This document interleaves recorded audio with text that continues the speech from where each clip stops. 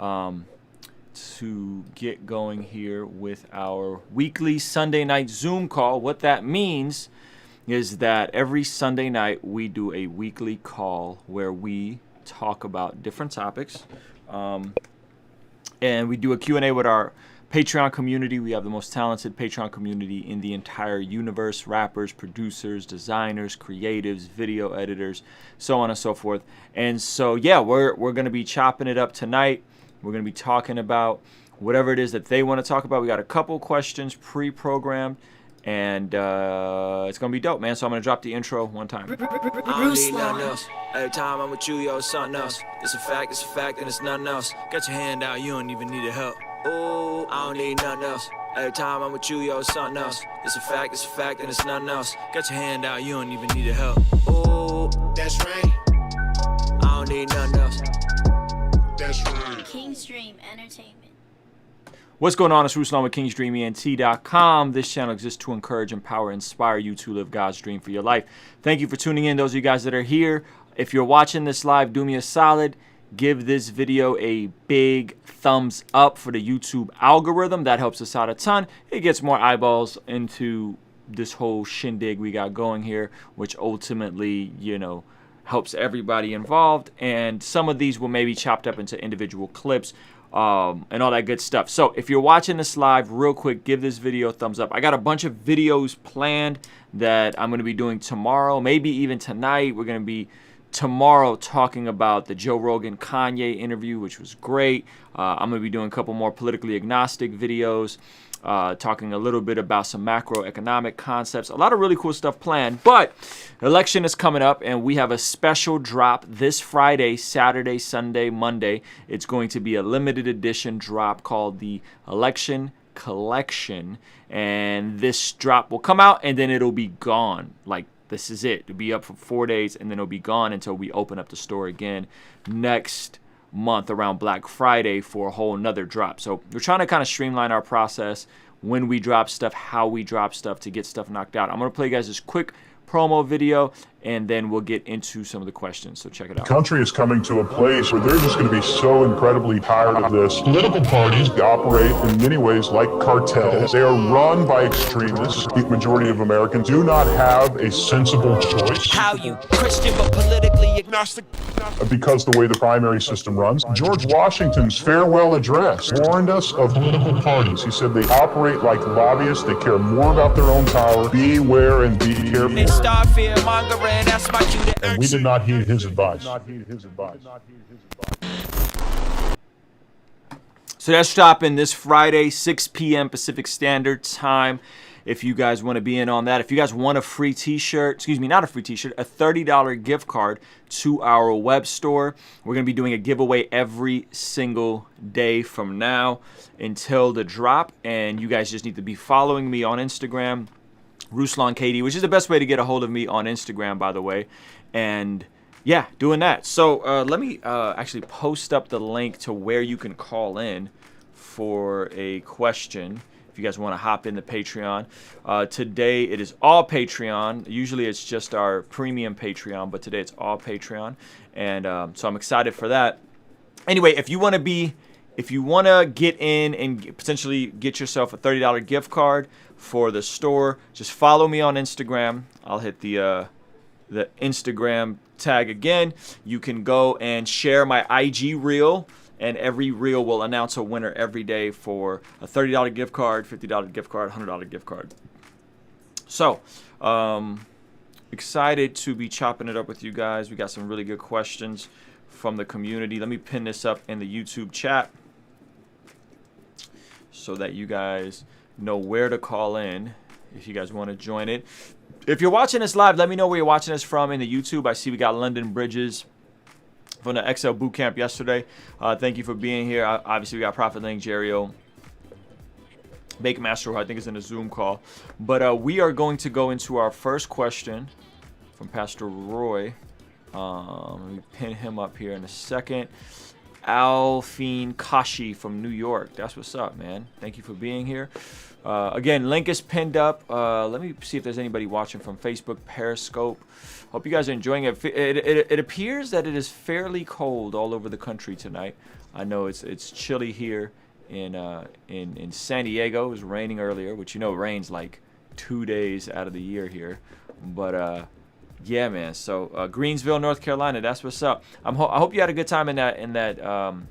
I did a women's XL boot camp. I forgot what it was called. What is it called? XL boot camp last night. Super dope. And yeah, so I had a good time doing that, and that is, you know, I love doing these like chats and conversations and all that kind of stuff. You was the my bad, London Bridge, bruh. You London. I thought you were a female. My fault, man. Gosh, massive L on my part. Yes, you were the host, and you came to our show before at Ferrum University. My fault. All right. You should call into the Zoom call, London Bridges, and hang out with us. All right. Speaking of the Zoom call, we're gonna go right into our first question, all the way from North Carolina. We got Pastor Roy, and give me one sec. King's Dream Entertainment. Ruslan. Go ahead. So my question is, I make sure I do it. So when you always talk about being congruent, right? That's one of the recurring things I've heard in the last couple of calls. So when you're trying to be congruent and not confuse followers or fans, right? What's the best measure to use when you need to cut something so you can make the brand more clear, right? So for me, I know we had already talked about music before, but it's like trying to concentrate and focus, like, you know, so I've got the podcast, but it's kind of like from a measurement perspective, like, is it visibility? Is it engagement? Is it, you know, like, what is the real thing that measures what's bringing value to the brand and what can be sacrificed, or what should be cut so you can focus? What can be cut so that you can focus? I think it depends on where you are in the process of building your brand. So congruence is usually more about like being consistent and being the same person, not necessarily being a laser sharp person in your brand, right? Congruence, when I talk about congruence, I primarily talk about like, let me be cohesive. Let me have integrity. Let me be transparent. Let me not talk about stuff I don't know about. Usually that's the context I'm talking about congruence in, right? Is that context. So when you say cut something, can you give me like an example? Because I'm thinking of some examples in my personal life, but I want to kind of get a better idea of what you mean specifically. Yeah, so when you talk about consistency, right? Like most of my exposure and my following comes from either me public speaking, preaching, or my profession, right? So okay. Very little of my like exposure or even my growth or my revenue comes from music, for instance, right? Okay. So like people hear my music at the end of my podcast, and I've done music for a long time, but I kind of deprioritized it. But like I love, and you and I talked about this before, I love making music. But making music and trying to promote it then effectively takes away from speaking. So for instance, when I have people from like Microsoft or these big corporations that want to reach out to me for a public speaking event, it almost takes away from my professional brand when I have rap music on my website. So it's almost like, but I don't want a whole other website for music. You see what I'm saying? So like, from a professional perspective, and even in some spheres when it comes to speaking on faith-based topics, music kind of, it messes up some people's perspective of who I am because I rap. So like that's been a challenge for me, right? Because I love doing it from a ministry perspective, it's been effective, but from a professional sense and even how my brand's starting to grow when it comes to social justice and other stuff, like people feel like it's incongruent, right? Like when they meet me, they speak to me, they know what I do, and then they're like, you rap? And so for me, it's like, where's the right, like rap adds some value, it's network, there's some stuff there, but even the presence of it on my website, I feel like it's taking away more from me than it's adding. Yeah, that's good. Okay, that's an interesting way to look at it. So yes, if you are trying to position yourself as a thought leader primarily, right, as a public speaker, as a communicator, in professional environments, or let's just put it this way, if like your primary platform that's thriving is LinkedIn, and then all of a sudden people stumble across your TikTok page and you got all these dances on TikTok. They're gonna be like, "What is this? This is incongruent. This is weird," right? So I get what you're saying. I'm using TikTok and LinkedIn as just archetypes for what you're talking about, like this clean, polished, professional. This is who Roy Dockery is. He's a speaker. He's an activist. He's all these things, business person. And then over here, you're like, but you're also a rapper. And for some people, that could be confusing, especially if it's an older demographic, right? Nowadays, if you're young, there's a lot of folks emerging that are rappers and podcasters and communicators. I don't think there's anything wrong with you scaling back and just not having that stuff up if it's not a part of the bigger picture of how you plan to monetize your revenue streams. You know what I'm saying?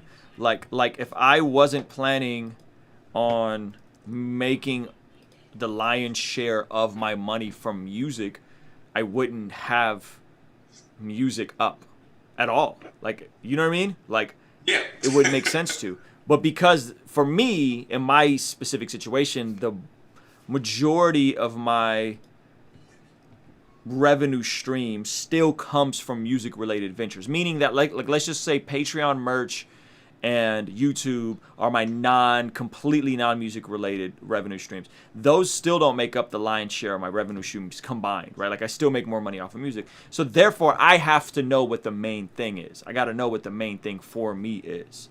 And I don't think there's anything wrong with you knowing what the main thing is and scaling back other things out. I learned that idea. I mean, it's a common sense idea, right? But it's the idea of LeBron James making potentially on track to be a billionaire from all his other ventures, right? But remembering that his basketball career is his main thing and therefore spending millions of dollars on his body every year, which will prolong his career for a very long time and allow him to continue playing and create the opportunities for the other ventures. Why? Because of his athletic presence. You see what I'm saying? So like the athletic presence allows him to do all the other stuff he does, but he knows even though his athletic presence may not even be the lion's share of his revenue, which I think right now it is, but I think his other stuff's gonna eclipse it. He knows what his main thing is, therefore he still puts the most amount of money in inventory. And that I say that to say that is how I view music for me personally. But if music isn't working out that way for you and you feel like it's incongruent, then like I wouldn't put up TikTok dance videos on your LinkedIn. That doesn't make any sense.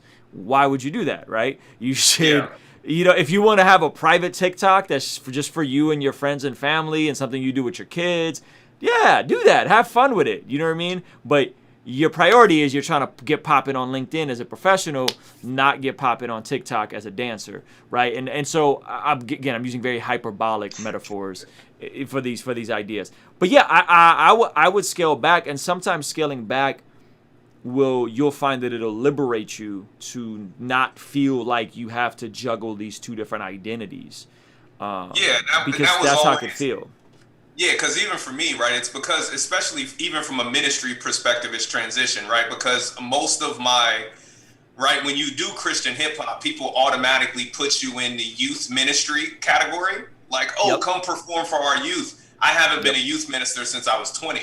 So, so like for over 17 years, that even kind of put me in that situation. And I dealt with it just because that's the space I was in. But in the last, especially with COVID this year, right, like, I'm not going to do youth events, but like I preached this morning, right? Yeah. So like even the ministry is kind of transitioning into something more mature. And I literally have my website up on this other computer on the left right here. And I'm like, I'm about to delete this page because like you said, people on my LinkedIn page, they follow my blog, they follow the podcast, but then there's a music tab. And then I'll get those messages like, oh, like you do hip hop. And then it's like, and then it comes back down a little bit because they're like, oh, it's Christian hip hop. Like I'm not running a global company and then smoking weed and shooting videos on the weekends, right? So it kind of tables it down a little bit, but you can still tell it has an impact because I have people that are like, we really want you to speak.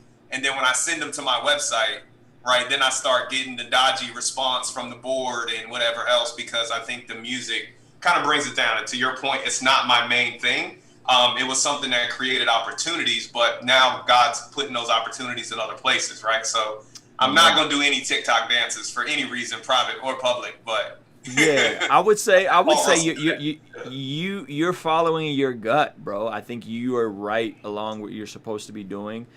I would really just take it down. I just went through our website and just took down a bunch of stuff, like my King's Dream website. This joint had like 8 tabs, and I took all of them down. You know what I'm saying? I did like 3, and I'm gonna simplify it even more. I noticed that because I went to your website like when we first met a couple years ago, and that joint is had a lot of tabs, like 3 things up there.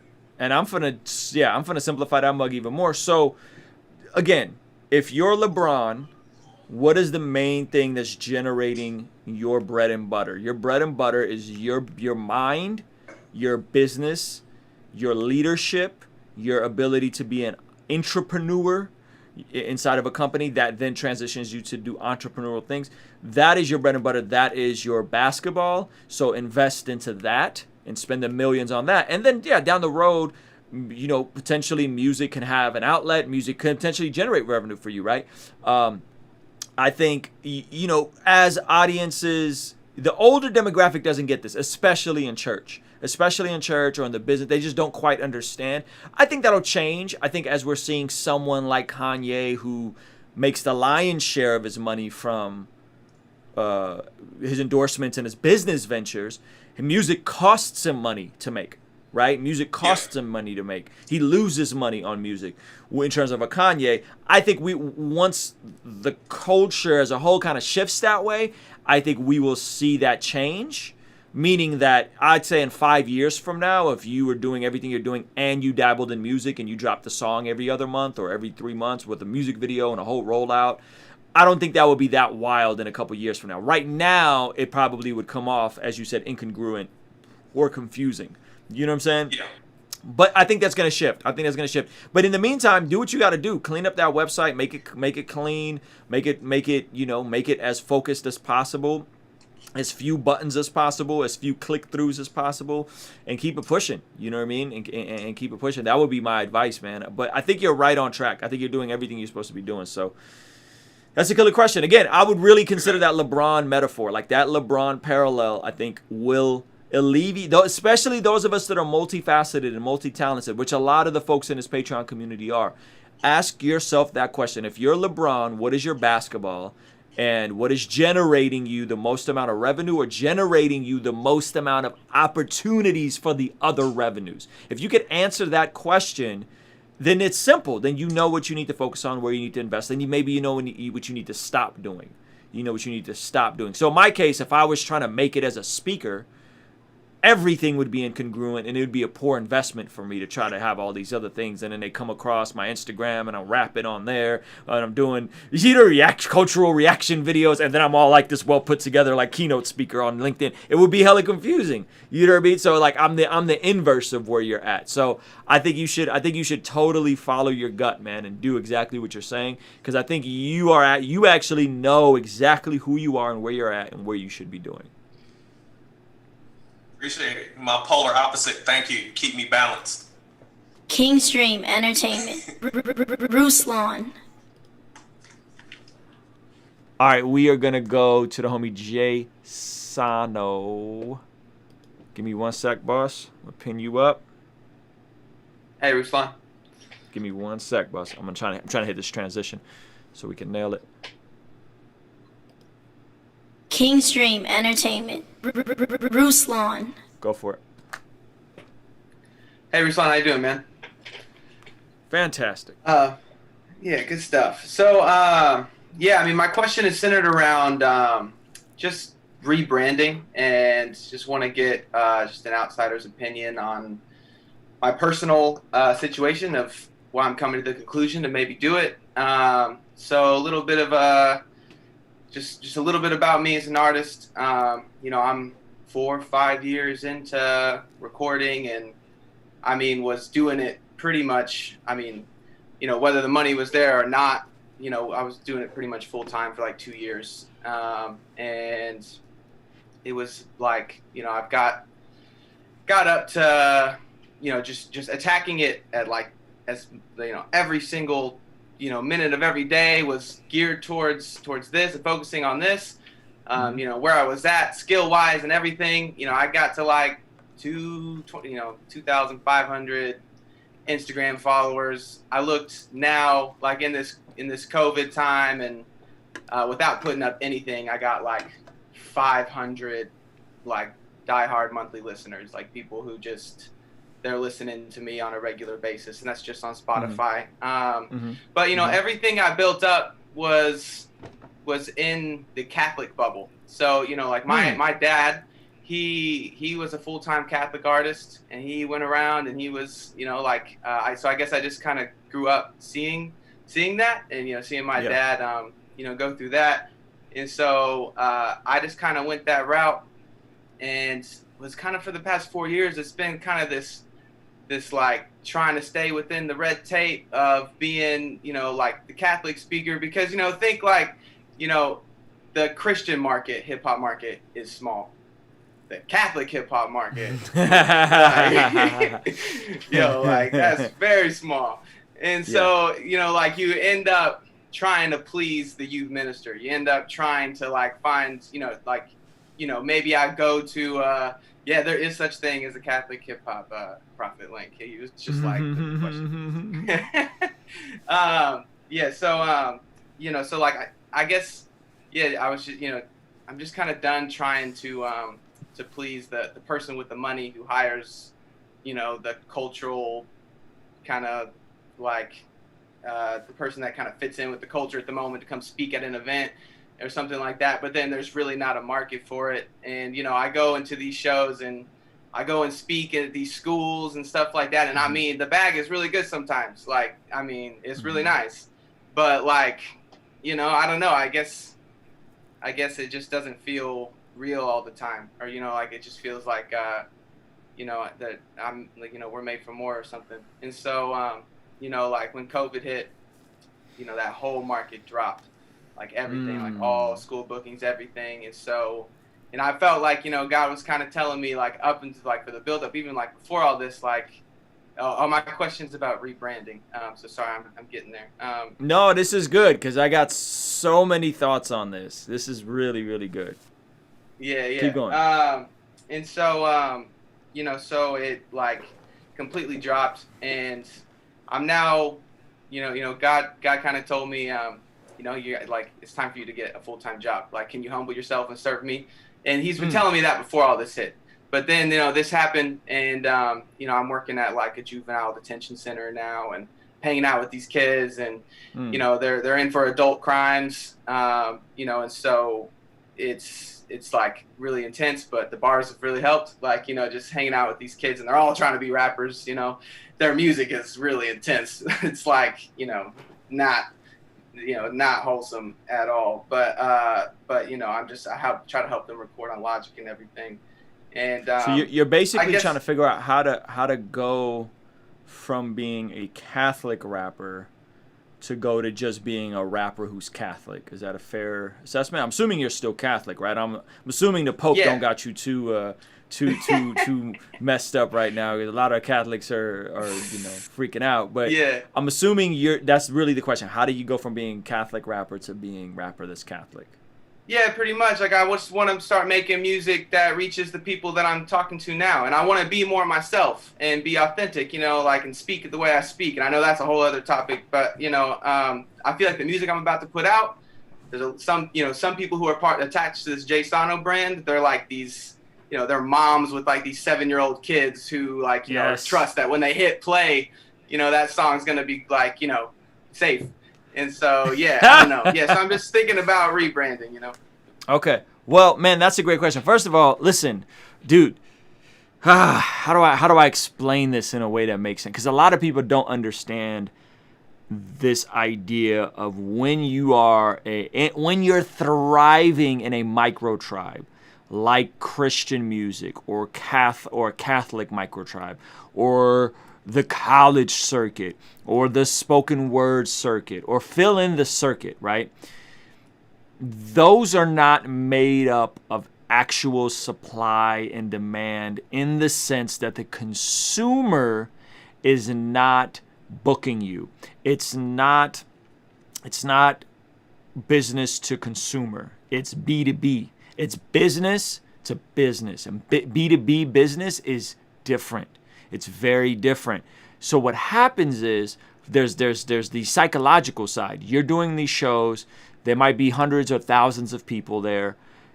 You might be thinking you're the man. Subconsciously, your brain will trick you because you get up in front of 3,000 people and do a rap. Your brain tricks you into thinking that you're the man because there's 3,000 people there. You don't critically think through the process of this is a conference and I'm just one of a gajillion people and speakers here, and there's a built-in audience, right? And in the music industry, we call this soft ticket versus hard ticket. A lot of artists, because they have the right manager, they got the right label, they got the right booking agency, they do great soft ticket. They're at all the festivals, they're at all the conferences, they're at all the South by Southwest, A3Cs, all the showcases. But those are soft tickets. And then you have guys that really be out here doing hard tickets. Hard tickets is business to consumer, right? I am a business. I'm going straight to the consumer. I'm selling it to the consumer. Soft ticket is B2B. I'm going through a promoter who builds it up. And in Christian music and Catholic music and any micro tribe, that, man, I'll tell you what, that is very deceptive and very dangerous. And I think it's the bottleneck on, in my opinion, a lot of Christian artists, because they get into that ecosystem and they think this is it. This is it. I'm on. I've made it. If I could just do 4 shows a month, I will forever be successful, right? And you're like, wait a second. First of all, you're performing for a lot of kids. You're eventually going to age out, and you're never actually building a direct to consumer relationship, and you just kind of get comfortable and complacent. And this is unfortunately a lot of the guys who are a lot of the guys that are my age are aging out in Christian music because they don't want to book them to go do the youth conference anymore, right? Because there's a plethora of new Christian rap artists that they could book instead of the guys my age. But my career is on the trajectory up because I've diversified my revenue streams and I've went directly to my consumers. And when Ruslan does a show, I don't really do youth group shows, or when I was doing shows, it's me choosing to throw a show. And if only 100 people show up, that's 100 people that are there to see me, and they're going to be more likely to buy merch, and it's going to be a better experience. I'd rather do a show for 100 Ruslan fans than 1,000 youth group kids any day of the week. And so I say all that to say, it's an interesting time with COVID, because guess what COVID did? It exposed all of this. It exposed all the faulty systems in people's business plans. And now you got a lot of Christian rappers that are hurting. You got a lot of college artists that are hurting. You got a lot of spoken word artists that are hurting. You got a lot of major label artists that are kind of like legacy artists, and all their revenue was coming from touring. And now they're hurting because they don't have a direct-to-consumer relationship. And that creates all kinds of problematic and other issues for that whole world as a whole. So you are very acute in that you're understanding this and you're figuring it out, and this is good. Now, so I just wanted to take a moment and dissect the problem a little deeper, because we could just sit and just pause and talk about that for hours. And as a cautionary tale for a lot of these other rappers, there's a lot of other stuff that you could do, but don't assume that you doing the youth group circuit, you've made it. You haven't. Now, how do you rebrand? How do you quote unquote rebrand? It's very difficult to come from a faith space and try to go to a full-on secular space. It hasn't really been done in this. People can go from Christian to secular all day long, but it's very difficult to go from faith to secular.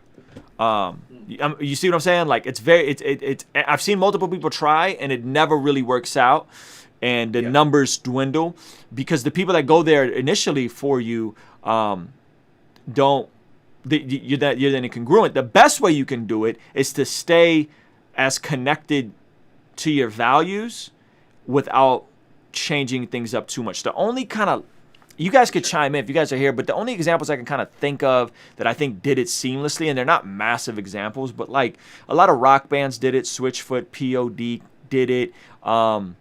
Xavier Omar, who started in the Rapzilla community as Spazzy Rocket, he changed his name to Xavier Omar, but he's seamlessly transitioned right into the mainstream side of things. And he's not like massive. I think he's got like 75,000 Instagram followers, something like that. Like, he's not super duper big, but he seamlessly transitioned over. And so what you'll find these people is a couple of things, right? Is they don't start incorporating profanity. That will instantly get you completely dismissed by your faith-based consumer base, right? And so that's like an instant, like, boom, door shut. Like a certain percentage of your listeners will just check out. So one, they don't talk about profanity. Two, they don't incorporate profanity. Two, they don't start glorifying evil. They don't start saying drugs are cool and I'm popping a Xanny, right? You could not cuss but say some wild stuff like that and you're going to get instantly dismissed. So I think all in all, man, I would study what Spazzy Rocket did to Xavier Omar, how he transitioned. I think it was very seamless. And one of the things that he did to keep himself from getting spoiled is he did not do any Christian shows. Early on, he would not do youth group shows. I mean, I think we did one youth group show with him as the Dream Junkies, 2015. In the city was like Paris, Tennessee. There's a Paris, Tennessee. It's really random. They have an Eiffel Tower there, and we did a show with him. I don't know if he was Spazzy Rocket still or Xavier Omar, but he did like one like youth group type of show that I remember. And he was around, but he wasn't out here like on these circuits the same way a lot of these other guys that just jump in and just get the bag. So I think if you can just stay congruent as a Catholic, forget market, not market, what topics you can or can't talk. Just remain a Catholic, which in my opinion, there's certain things that go along with being a Catholic, just like there's certain things that go along with being a Catholic. You should be fine on a macro scale. You should be fine. And know that your audience is going to grow with you as well, right?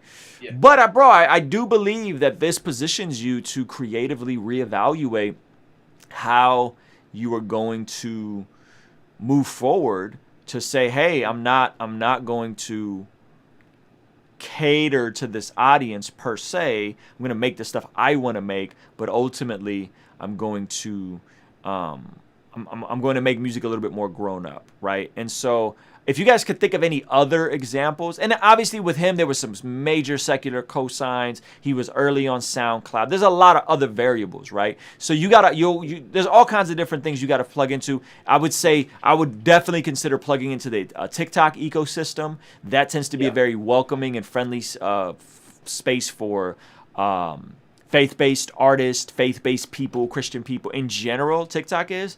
So I would say, cool. Figure out some ecosystems that you can plug into that'll allow you to build a new audience, right? That'll allow you to build a new audience. If you could do that, you're going to be positioned well, but it's going to go back to the music. And honestly, this may sound weird. I know from a career standpoint, bro, it might feel like the rug got pulled out from underneath you. But if we're talking about being an artist 10 years from now, this is the best thing that could have happened to you. It really is. And I know you're like, what is he talking? No, like, listen to me. If you would have kept down that path of being the Catholic rapper, there's a bottleneck on that. There's only so, and it's just not how you build a business. Like, you don't build your entire revenue stream going B2B. You know what I'm saying? Going business to business. Like, you have to build some degree in art, especially in art. Like, we're talking music. Like, the artist has to connect with the person that's consuming the art at some point as an artist. And if your entire thing is B2B, you would have burnt out. You would have ran out at some point, or you would have ended up like a youth minister somewhere at some Catholic. And that's in Christian rap, you know what happens? All these fools end up youth pastors. Those fools, the folks that stay in the faith, all end up youth pastors, and they all end up associate pastors, right? When they hit 40, 45, 40, that's where they all kind of land. Yeah. I don't think that exists for the Catholic world. Like, I don't know where you go after you're done being a Catholic rapper. You can't become a priest. You know what I mean? So like, sure. Where does your career go, right? As a Christian rapper, at least there's some kind of trajectory. You just kind of go into ministry. But I think you're going to be good, bro. I think you're going to be good. I think this is a great thing that's happened for you. If there's anybody that wants to chime in, let me know any other artists that you could think of that have made this transition seamlessly. I've seen it fail way more than I've seen it succeed. But now I would say you don't have to pick. It's not an era anymore where you have to say, I'm a Christian rapper rapping only for Christians, or I'm a Catholic rapper rapping only for Catholics, or I'm a secular rapper making ratchet, nasty music where we're gonna talk about bitches and hoes, right? Like that's not the era that we're in anymore. Like that's faded, and you have way more people that jump around, that do different things, that live in multiple worlds, and I think that's awesome. Like I think that's really dope. So, does that help? Yeah, that does. And like all those other artists, I feel like there is just an element that makes me excited, but also scared because like I really have nothing to lose. Like what, my brand, I guess, I have like 300, 400 artists, or listeners, but I mean, I'm just kind of in a place where I can, like these people are gonna put food on the table for my family, like. I just want to make music that I'm proud of. I want to make it the best I possibly can. I want to stick to my values. I want to make the world a better place, and I want to make music for that kid in that cell, And so I'm just gonna, just start from scratch and then go at it at 100%.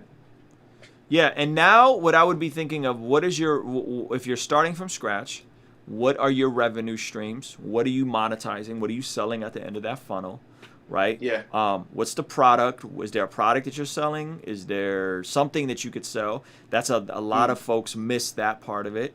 And what are you? Who's the audience? The audience is the easiest way to figure out your audience. I do not like how overcomplicated we make this, right? Because one extreme is like, oh, my audience is everybody. Nope, your audience isn't everybody. If you think your audience is everybody, you're not going to reach anybody. The other extreme is you try to get too niche down to your audience. The truth is, bro, your audience is probably going to be you from 10 years ago.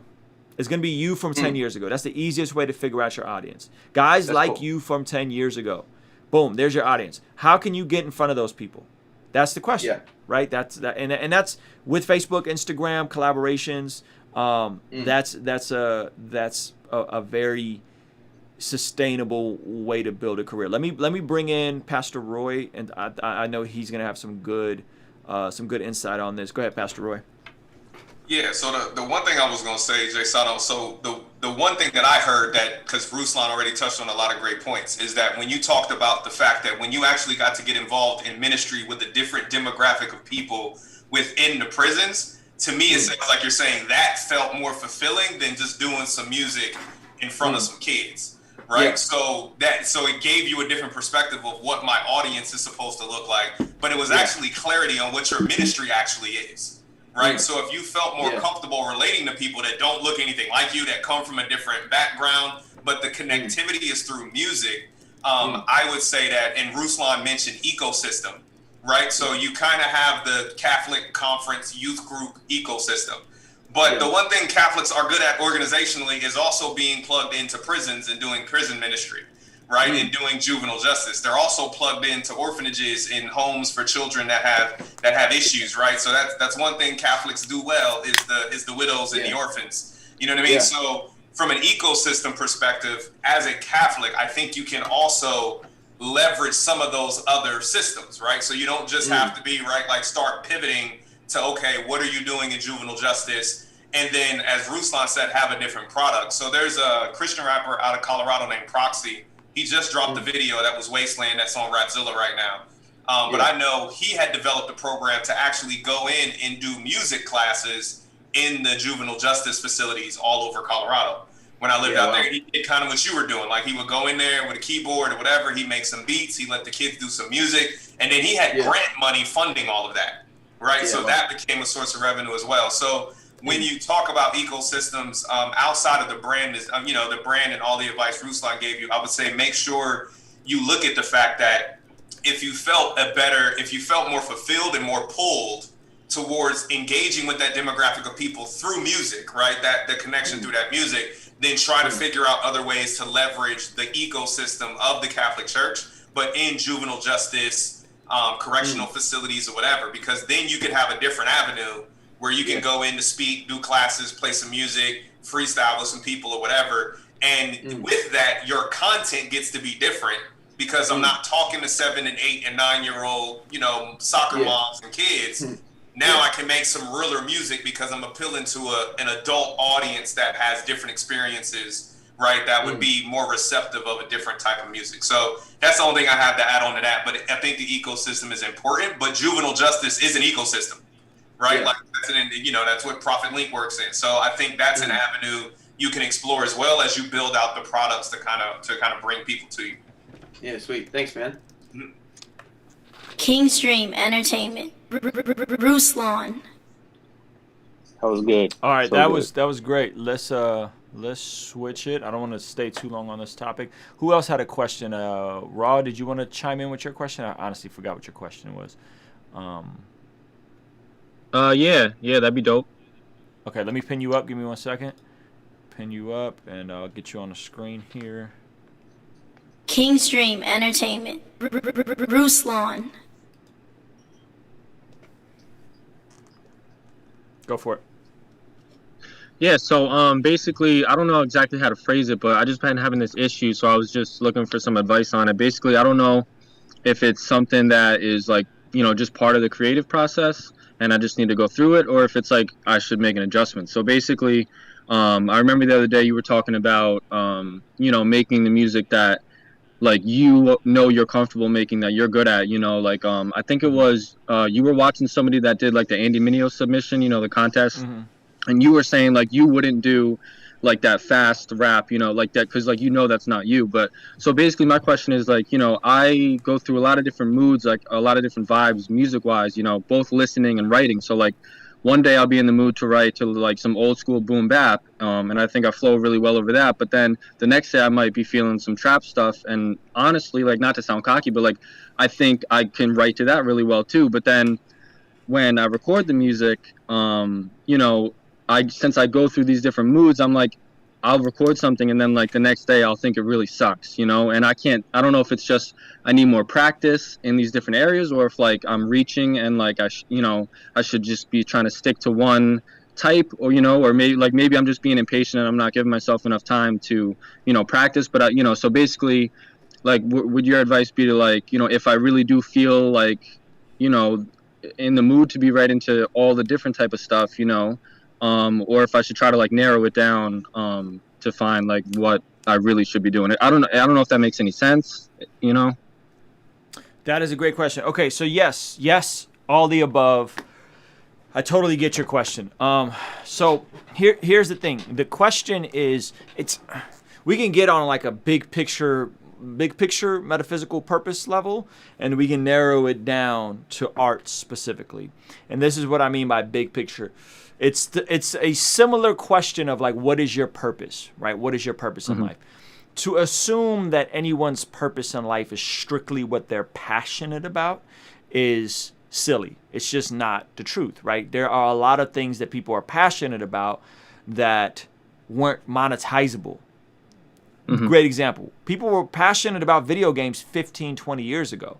It wasn't monetizable. I used to play a ton of Call of Duty. There wasn't a real market for it yet. And then 5 years later, the industry shifted. All of a sudden, it became a way to monetize it, right? So it's not just about your passion. One of the things that's very deceptive from a macro standpoint is like, just follow your passion. Well, it's a lot of things that you're passionate about that you may not have the providence or the timing or the need to achieve, right? Big picture. So when it comes to music, right, we could just talk about like, man, just follow your passion. Do whatever you want to do. Make whatever you want to make. And it's like, yeah, it's not good advice. That's not good advice, right? It's just not. It's awful life advice, if I'm being all the way honest with you guys. Somebody just telling you to follow your dreams and follow your passions is not giving you good life advice. You have to add this to it. What are you passionate about? What are you good at? Okay? What are you passionate about? What are you good at? I'm very passionate about basketball. I use this as a metaphor. It's a joke in a way, but it's real. Like, it's the realest joke in my life. Gosh, I really thought I was going to the NBA. 8th grade year, 9th grade year, I really thought I was going to make it to the NBA. I was very passionate. I had the work ethic. I had the jump soles. I had the ankle weights. I had the chest weights. I did everything. My legs to this day are massive. If you ever see me in person, I got these big old quads because I did so many squats and calf raises as a kid because I thought I was going to go to the NBA, right? I thought I was LeBron, except I didn't have the 1.5 million he spends on his body. Like, I thought I was on that trajectory. Guess what? I was passionate about it. I was not good at it, right? I wasn't good at it. So, when it comes to music, What are you passionate about? Cool, right? What are you passionate about? What are you good at? What are you actually gifted to do? Okay? Now, let's dig a little deeper. What are you passionate about? What are you good at? What's needed in the marketplace? What's needed in the marketplace? If I'm passionate about basketball and I'm good at basketball, but I'm at a high school that doesn't have great coaching, that doesn't have relationships to colleges, to D1 schools, that doesn't have any stars that came from that high school that can give me the attention, that doesn't, right?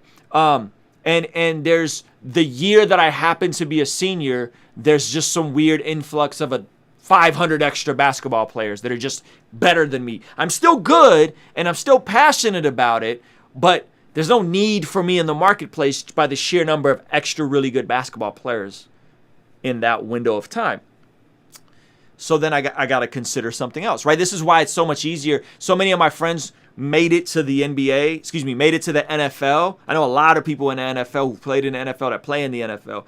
I don't know anybody that's made it to the NBA, just sheer number of people on a team, right? The athleticism is the same. A lot of the guys that have played in the NFL are actually phenomenal at basketball, but you have to be better at basketball because there's less demand for it. Now let's bring it to your music career. You may be good at multiple things. You could do the boom bap stuff. You could do the wavy auto-tune stuff. You could do a bunch of different things. I haven't heard your music. I don't remember hearing your music, so I don't know, right? But one, let's just figure out what are you good at, and then package that with what's missing in the marketplace, what's actually needed in the marketplace. If you are passionate about making wavy auto-tune music, and you're good at making wavy auto-tune music. Yeah. But there's 25 other Christian hip-hop artists that make good wavy auto-tune music, and they're bigger than you, and they're in the right high school, and they live in the right city, and they're connected with everybody in that city. It doesn't really matter because there's not going to be a need for it, right? There's less of a need. You're competing with more people to try to cut through to get attention as a wavy auto-tune Christian hip-hop rapper.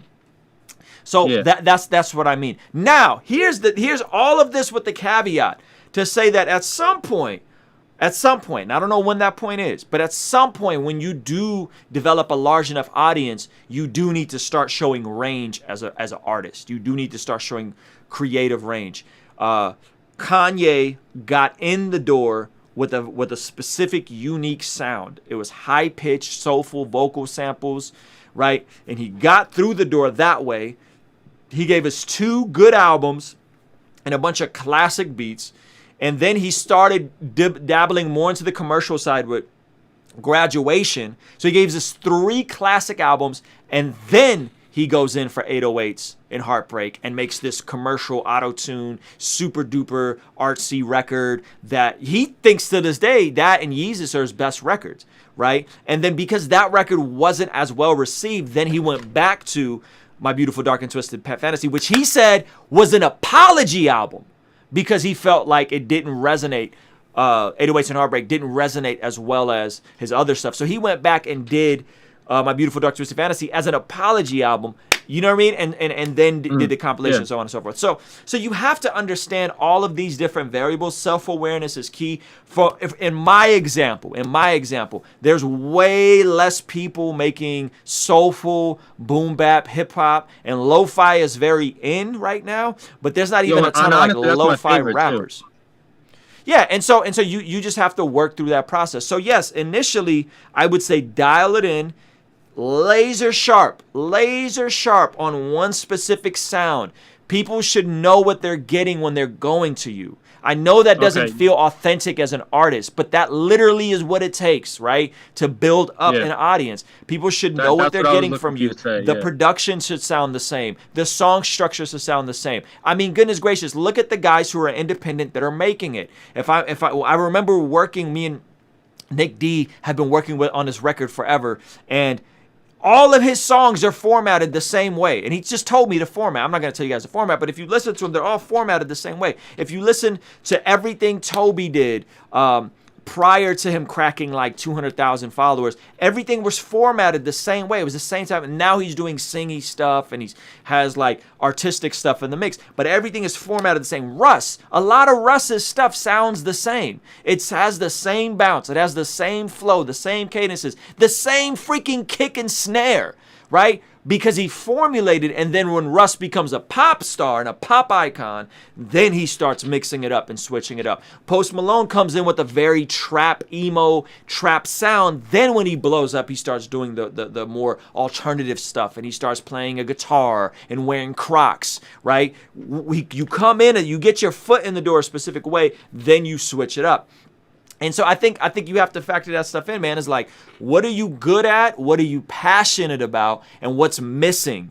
And if what you're good at and what you're passionate about isn't what's missing, it's going to be 100 times harder for you to make it.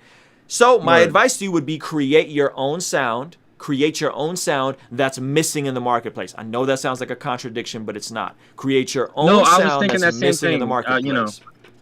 Yeah. So stuff I would be following, people I would be paying close attention to right now is guys like Nick D. Pay close attention to Nick D. You should be active and engaged with everything Nick is doing. I would be following folks like Griselda. I was just going to say, you're reading my mind. I was just going to say that. So pay attention to what those people are doing. Pay attention to what those people are doing and how they're struggling in. Go ahead. Yeah. No, I'm sorry. I had this vision in my head because, like, I don't listen to Griselda anymore because, like, it's like, I don't know, it's like really negative. But like, from an artist standpoint, like, I love their style. Like, I love it. I love the gritty boom bap beats, and I think that's missing from Christian hip hop, like the real gritty New York City sounding, beats and their flow and like the aggressiveness and the wordplay. Because like my best rhyming is like the intricate, a lot of different rhyme schemes, like so. I had this vision in my mind, like, I think it would be really cool because, like, that would be a new thing to introduce into Christian hip hop, and that could be my sound I create is like the Griselda of Christian hip hop. I'd be hearing trap beats. What you have to do is you also need to critically think through what makes Griselda commercially appealing enough, right? Yeah. There are specific things that they do, from the name brand drops to the aesthetic, how they dress, to the way the songs are structured. There's specific things that they do that you have to figure out to do. I mean, high fashion and hypebeast culture is a massive community, and they're a part of that community, right? And that community, how are they a part of that community? Well, because they were street guys who had a lot of dope money and are able to buy the latest Virgil design, the latest, Fear of God. Do you have that type of revenue? If, like, you see what I'm saying? So you gotta also attach yourself to something else to make it a bit more viable and a bit more commercial in terms of the Griselda thing. But that they're great. That is who I would be paying attention to. Because those are two things that are emerging and exploding right now, right before our very eyes. So, good question, man. Let's keep it moving. Kingstream Entertainment. Cool, thank you. Ruslan. All right, I'm going to go to James. Give me 1 sec. Yeah. All right, James. Give me 1 sec. Kingstream Entertainment. Ruslan. Go for it. What's going on, everybody? Before I ask my question, I just want to give some context. So, 23, I'm a poet, but I kind of have my hands in a lot of different things right now. I'm coming out with a series that's kind of nature-based, inspired by nature, and singing about, different topics like idolatry and just how to live in this age. And so, just in putting the series together and experimenting with photography and videos, I kind of realized that there were a lot of things that could be monetized or things that I can get into from this poetry series. So like thinking about different types of merchandise, art prints, and some other different things. So as I, of course, build up the brand, because I think this is my first big launch, I wanted to just think and talk about what are the best strategies for figuring out the best merchandise to put out in relation to a campaign, either for music or, in my case, poetry or spoken word. And also, you know, I have friends who, you know, started their own clothing line, and they're in touch with the manufacturer versus going through a site like Printful, or, you know, something that will just like print the shirts for you. So those are kind of my two questions. Great question. Merchandising, very, very key, in my opinion, in 2020 to do any type of business, right? Because you got to have a product. Any type of creative business has to have some type of product at the bottom of that funnel. Merchandising is usually the easiest thing to do because most people spend money on clothes regularly.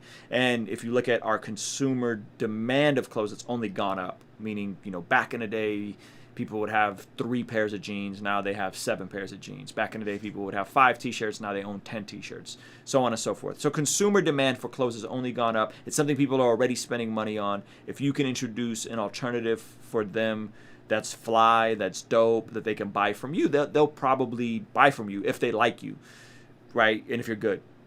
So with that said, a huge considered part for a bunch of creators is, you said you do art too, like you draw or you paint or you do photography? It's photography. It's photography. You do photography. Bro, prints on t-shirts is like, that's huge right now. You know what I mean? Like, yeah. Why? And I don't see a ton of independent artists utilizing it, but that's a really big, potentially a very dope niche. Like, you're highlighting your photography. You're putting your photography on a t-shirt, and you could also make prints of that same photography, like you said, meaning actual, you know, individual prints for selling them, right? Like something I could put up on my wall. That's fire, bro. Like, that top to bottom, and you can crowdsource it in the sense of you can get your audience to tell you what they like, what designs they like, right? Now, I am usually very much so against using a Printful or something like that, just because I think it's very inefficient. In your case, not inefficient, the margins are terrible. Like, they're just awful on a Printful or one of those fulfillment services. In your case, I looked at Society 6 and Redbubble, so yeah, I know the margins aren't good. Terrible. So in your case, what I would say is make some mocks of your favorite photos, let people vote on them, and say, hey, we're going to launch a t-shirt, you know what I mean? And we want you to vote on them. Let people vote on them. I don't know, how big is your audience? How many followers are we talking about? This would give me context of like how realistic. Like 970, a little less than 1,000. 970. Okay, so 1,000 Instagram followers. Okay, yeah. Dope. And then are you actively creating new content around your music and around your art? Like, is there actual stuff coming out regularly? Right now, yes. But like, this is all new. Dope. Very simple format.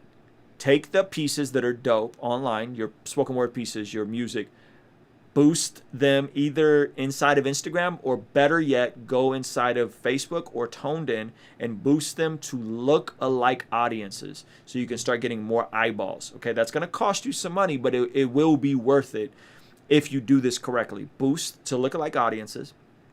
Create an option for them to vote for something, a t-shirt that's your photography, or print, or both.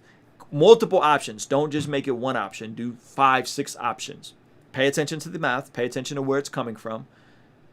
Then say, hey guys, as soon as we get the votes, I need you guys to then pre-order it.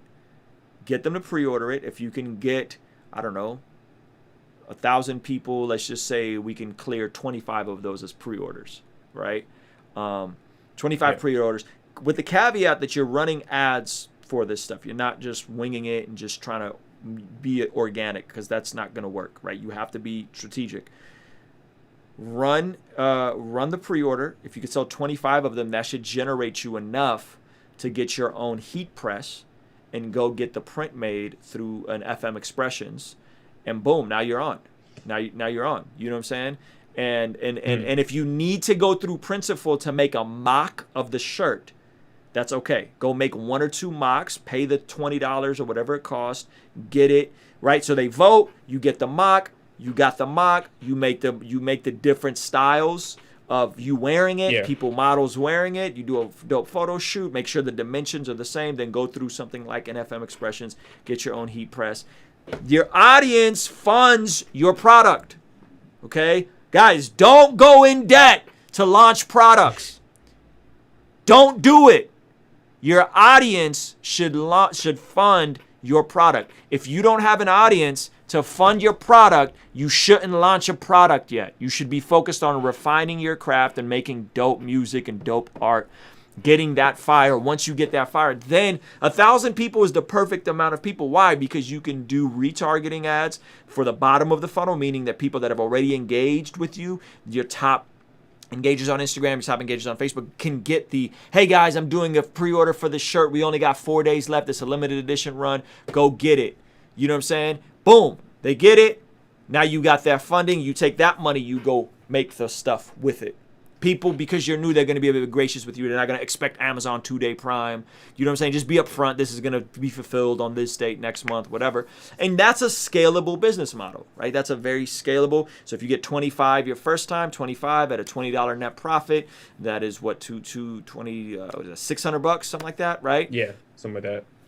So you can go again. So hopefully you took notes on the resources I gave you. I'm going to do a whole course on this eventually.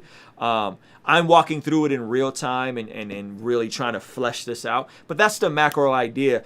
Lookalike audiences for new eyeballs, because you always want new eyeballs. People that are most engaged with you, retargeting ads to hopefully get them to partner with you on that first drop so that they can fund it for you and you're not out here running up credit card bills or taking out debt or taking out lines of credit.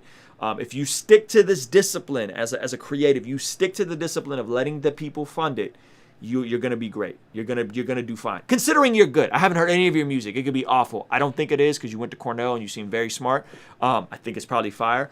But if you follow this discipline, which so many artists don't, they're lazy. They want to take out credit. They want to use other people's. Use your audience's money to fund your stuff. This is from Seth Godin. It's a podcast you should go listen to. It's on the podcast app. It's called Startup School by Seth Godin. This is literally how I built my entire business in terms of how I get my funding. I have never in my life taken out a single loan. I've never used a credit card. I've never done anything like that for any of my business ventures, and you don't have to, because if you're smart, you should be able to get the audience to fund your product and your business, and you reward them with great prices and exclusive stuff and so on and so forth. Quick question. You had mentioned Instagram, Facebook, and there was another social media platform, I think, like Toned something. Toned In. Yeah, look up my video on Toned In. It walks you through how to do all this. Okay, cool. Toned In is just an interface for Facebook ads. It just makes Facebook ads look less messy and more clean. And so speaking of that, I'm going to show you guys the little trailer for my merch drop that's coming this Friday at 6 p.m. What a nice segue. What a beautiful segue, James. This Friday, 6 p.m., 4 days only, the politically agnostic merch.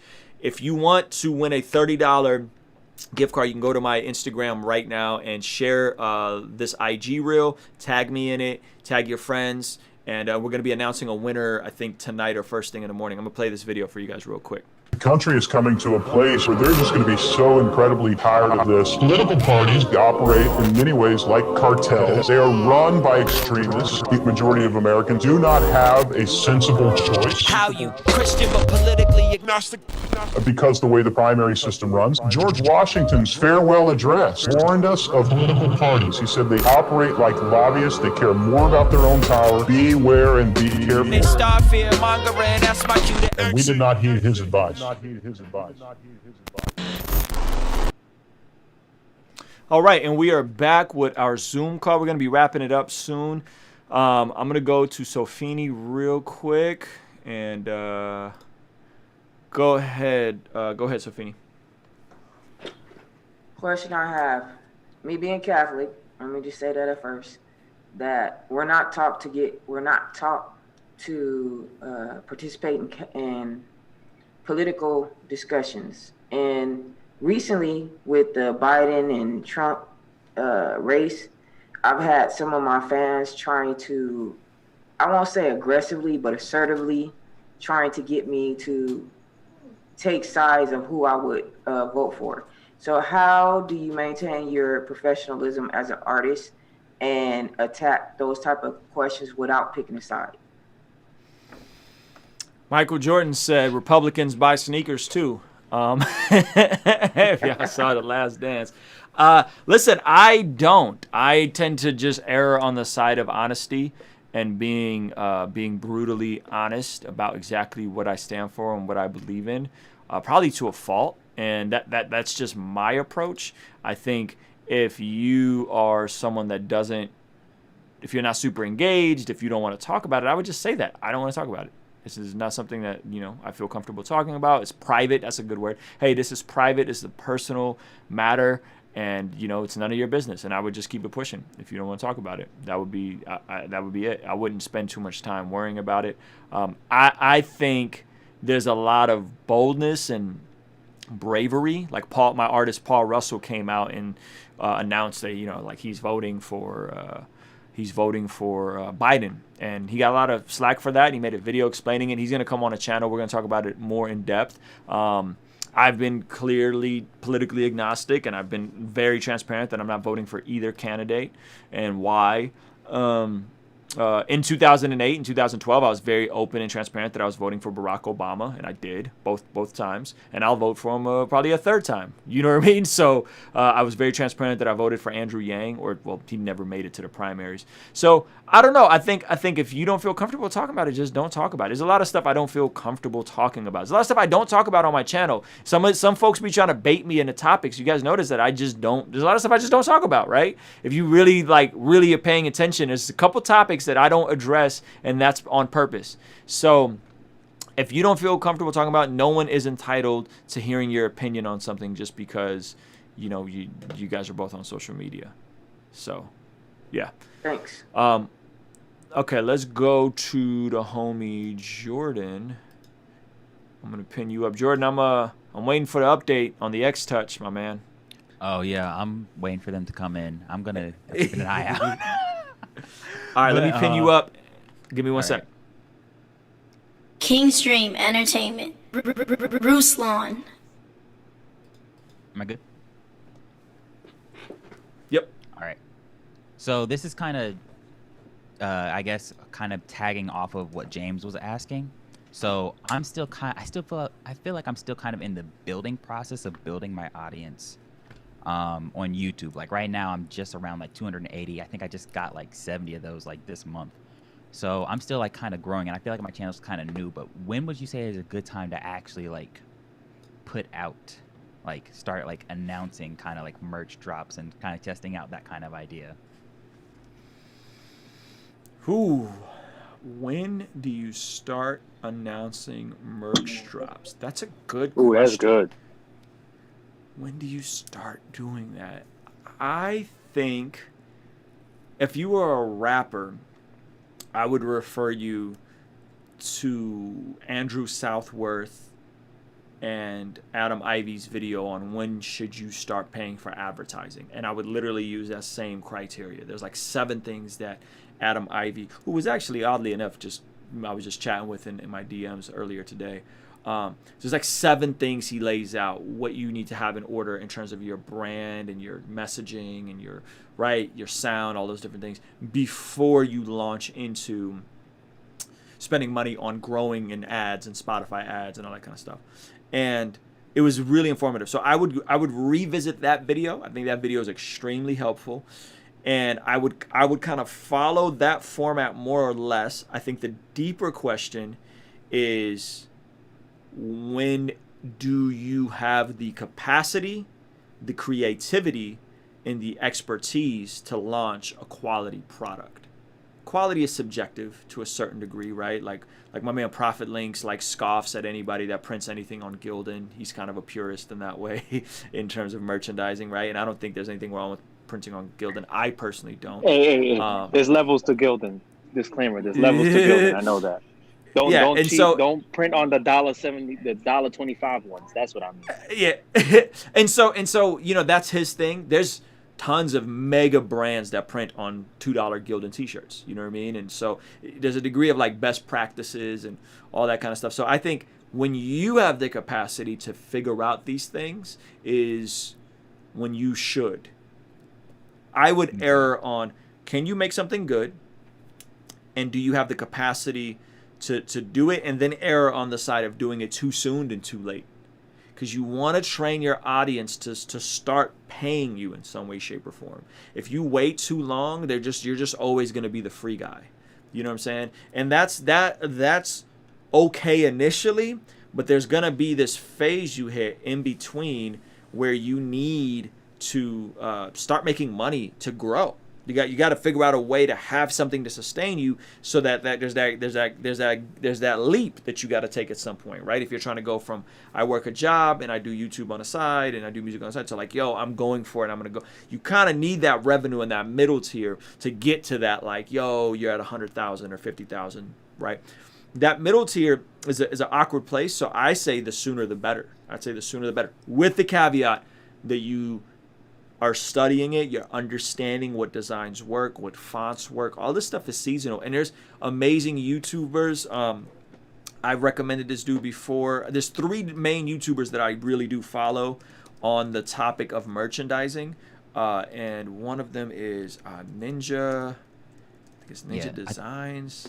I think I actually did follow him because you mentioned him a couple weeks ago, I think. So I went and I found his page and followed him. Yeah, Hustle Ninja. Ninja.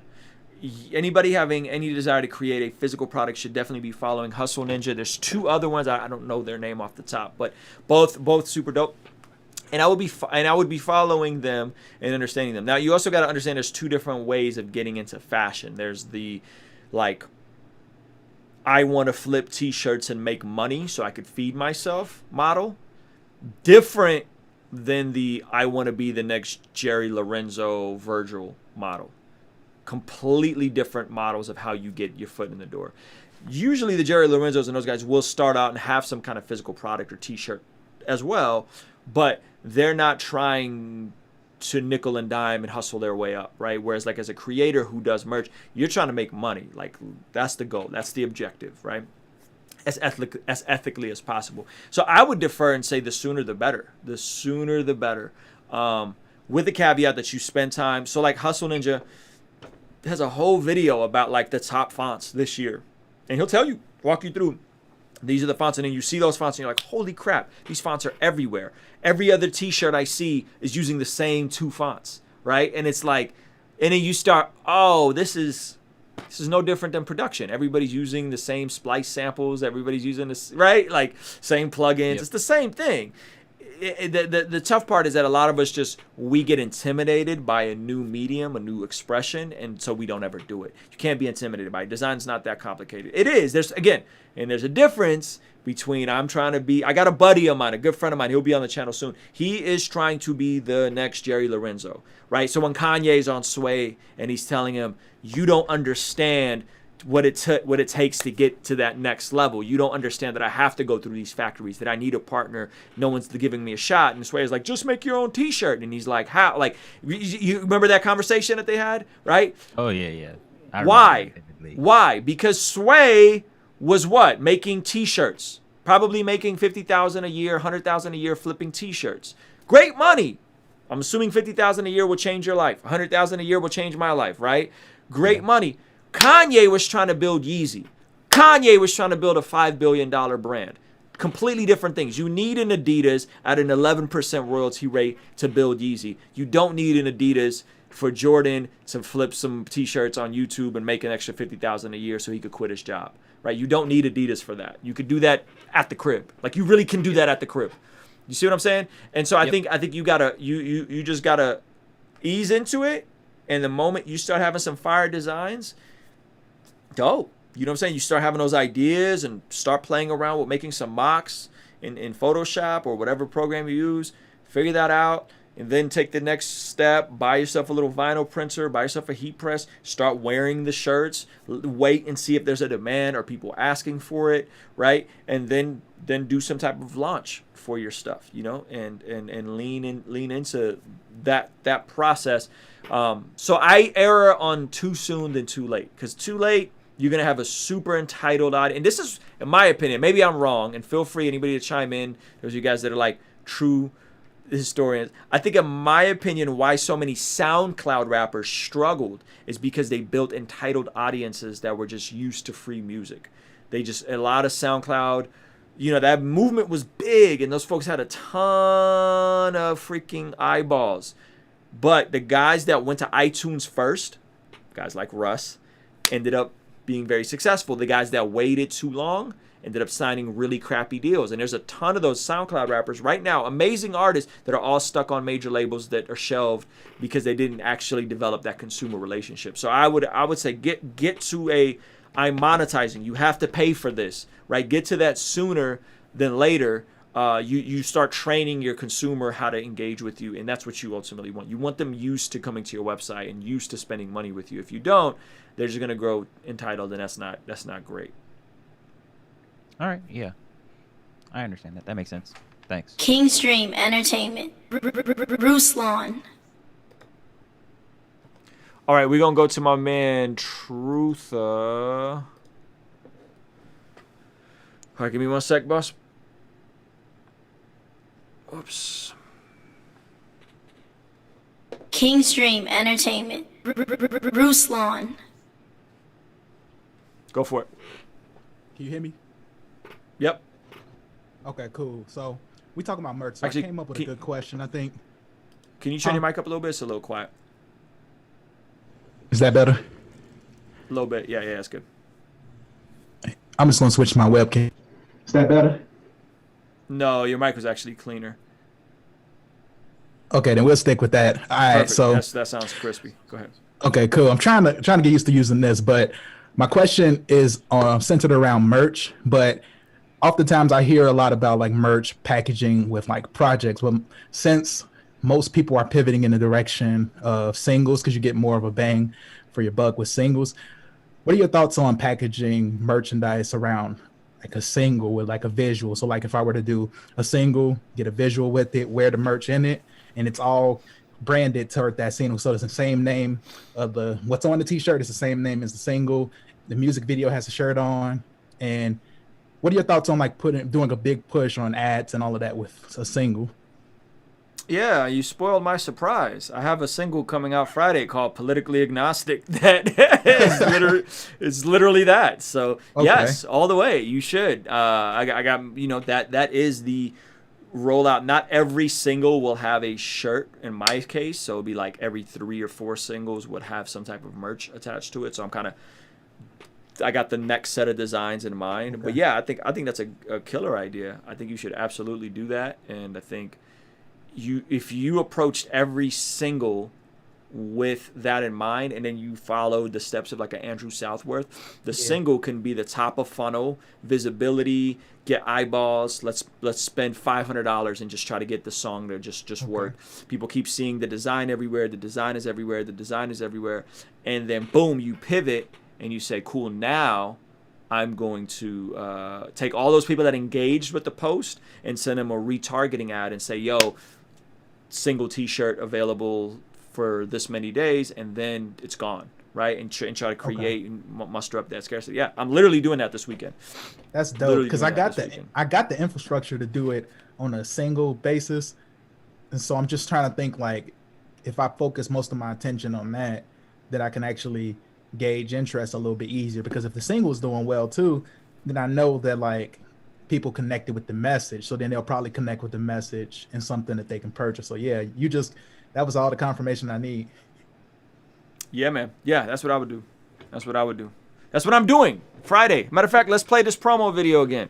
The country is coming to a place where they're just going to be so incredibly tired of this. Political parties operate in many ways like cartels. They are run by extremists. The majority of Americans do not have a sensible choice. How you Christian but politically agnostic? Because the way the primary system runs. George Washington's farewell address warned us of political parties. He said they operate like lobbyists. They care more about their own power. Beware and be careful. They start fear mongering. That's my And we did not heed his advice. So that song is gonna come out, and it's called Politically Agnostic. Shout out to Bartholomew Jones, who told me to name the song Politically Agnostic. And yeah, so now I got to finish the song because there's a couple bars I wanted to punch in on the second verse. But yeah, no, that's it. You know what I'm saying? That's it. That's definitely crazy. I think is the move. And then because again, the music is the marketing for the record. The music is the marketing for the product. The music hits the top of funnel, and then hopefully you can get people to the bottom of funnel. And if you could have something in between, like I was gonna create like a how to approach critical issues as a voter type of format, you know what I'm saying? And kind of like PDF type of thing to give them some type of value. I don't know if I'll be able to do that in time for the election. I'm gonna make a video about it tomorrow. But yeah, that's I think that's a great that's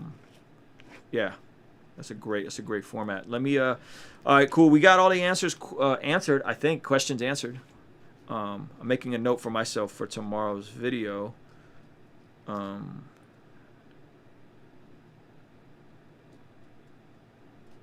Anybody else want to chime in? There's a lot of you guys that like John. I feel like I never hear from like a John. I feel like I never hear from an Andrew. If y'all just be here just chilling, and I'm glad y'all just chilling, but I want to, I want to hear from some folks that don't get to chime in as well. And we are live on YouTube, by the way. So shout out to all you guys who are watching this live on YouTube. If you guys want a $30 gift card for the Politically Agnostic Drop, you got to go follow me on Instagram. Share that IG reel to your story. Oh no, share that to your IG reel to your story, and tag a friend and tell them why you're politically agnostic. We're gonna announce the winner probably tonight or tomorrow morning. So anyway, let me go to the Patreon community. You guys got any other questions? Any other topics you want covered?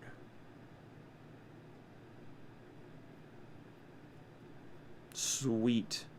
I'm glad we hit it all, huh? Yes. All right. Well, good. Good. YouTube has been real. Thank you guys for hanging out. Make sure you hit that subscribe button if you haven't.